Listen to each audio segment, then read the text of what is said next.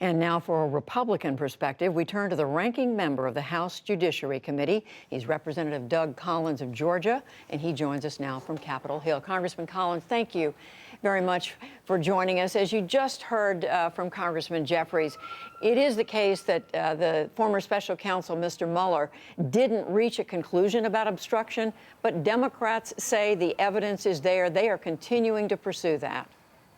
Well, it was pretty amazing. My friend Hakeem Jeffries, we've worked on a lot of pieces of legislation together. I wish he would go back to legislating, and that's just not been a case at this point. But really, one of the most striking rebuffs of the obstruction argument was to Mr. Jeffries yesterday when he laid out an obstruction argument, used his little charts, put green marks up there, and Mr. Mueller said, "I don't agree with your analysis."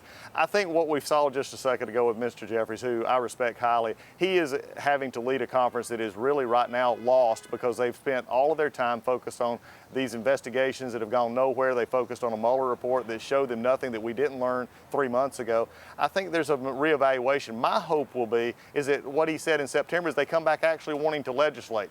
And I'll show you an example. Today we had another hearing about problems at the border.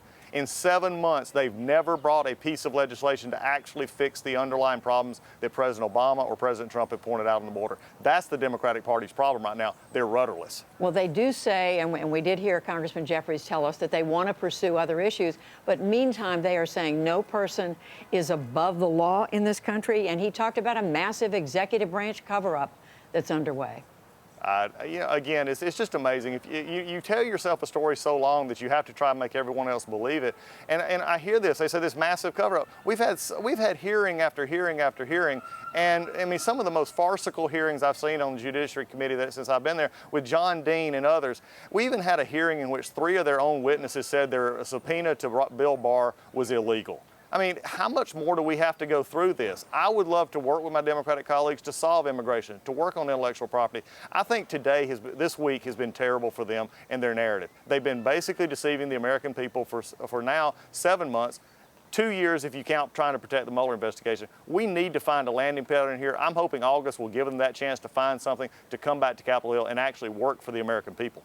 Well, another point that we heard Mr. Jeffries and other Democrats make is that what Mr. Mueller did say yesterday is that he is alarmed about what the Russians did in interfering with the U.S. elections in 2016, how they continue to be intent on interfering elections, and how, in his words, there was cooperation at the highest levels of the Trump campaign with this. Mr. Nadler or Mr. Jeffries are not concerned about that. You want to know how I know about that? They love to say it and use it as a talking point a minute ago, but they've never put a bill in our committee to actually address Russian or any foreign interference in our elections. If they're really serious about it, Judy, and you know this, they would actually put bills up that we could actually negotiate, that we could actually have markup. If you want to know if they're serious about this, look at what they do, not what they say. They're just simply trying to spin a very bad week for them. Mr. Mueller has said that since the report came out. Where's their solution? They don't have one. That's what they want to talk about. Well, they do say, and they point out, that Democrats in the House have passed a number of bills aimed at election security, but the Republicans have stopped them at every turn. A majority of Republicans in the House and in the Senate, they're saying there's an effort by the majority leader and others to block any action on election security. If they claim the bill that they passed earlier, I believe it was H.R. 1, is an election security bill, that's the biggest joke perpetrated in a long time on the American people because that's simply an incumbent protection act. It was actually public financing of elections. It was trying to federalize state elections. Did not really do anything to take the foreign influence out. You want to look at an act that would do that? Look at the Deter Act, which we've put forward. Look at the ideas and things that we have to actually deter foreign influence instead of trying to make the election cycle something that is federalized so they believe that they would have an advantage in future elections. Don't let them tell you that they've worked on anything on foreign election interference by telling you they passed something. That is not true, and they know it's not true. Well, let me turn you to something another thing that we heard from Mr. Mueller yesterday, and that was when he was asked about President Trump's praising WikiLeaks, which is known by it's said by the intelligence community a serious concern to American security. The president has said on a number of occasions he loves WikiLeaks, loves to read WikiLeaks. How do you, as a prominent member of the United States Congress and a Republican, how do you explain that? I don't explain it for the president. The president made those statements. I think what we're looking at is what was happening in an election cycle in which he was running for president. What we've also got to understand is people want to report to the issues of the Mueller investigation, is then how do we move forward?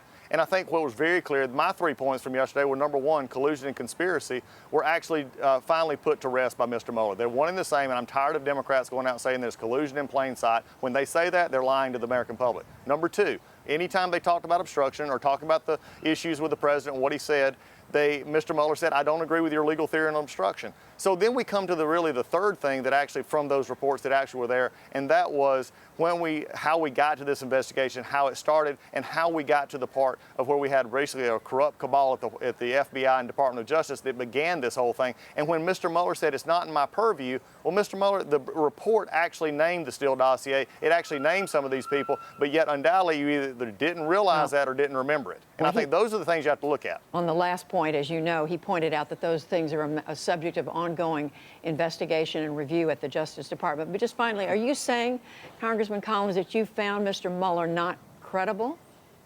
No, I found Mr. Mueller told the truth. I think what the Democrats are saying is they didn't like what he said. I found him credible in the sense that he took a massive organization over 2 years, multiple millions of dollars, many, many witnesses, many foreign intelligence sources, and he did his best yesterday to make sure he presented the report as he presented it back in March. What the Democrats don't like is the story didn't change. But I could have told them that a while back. If we wanted anything new, it came in March. Read the report. They just didn't like what it said. Congressman Doug Collins, who is the ranking Republican on the House Judiciary Committee. Thank you. Thank you, Judy. Take care.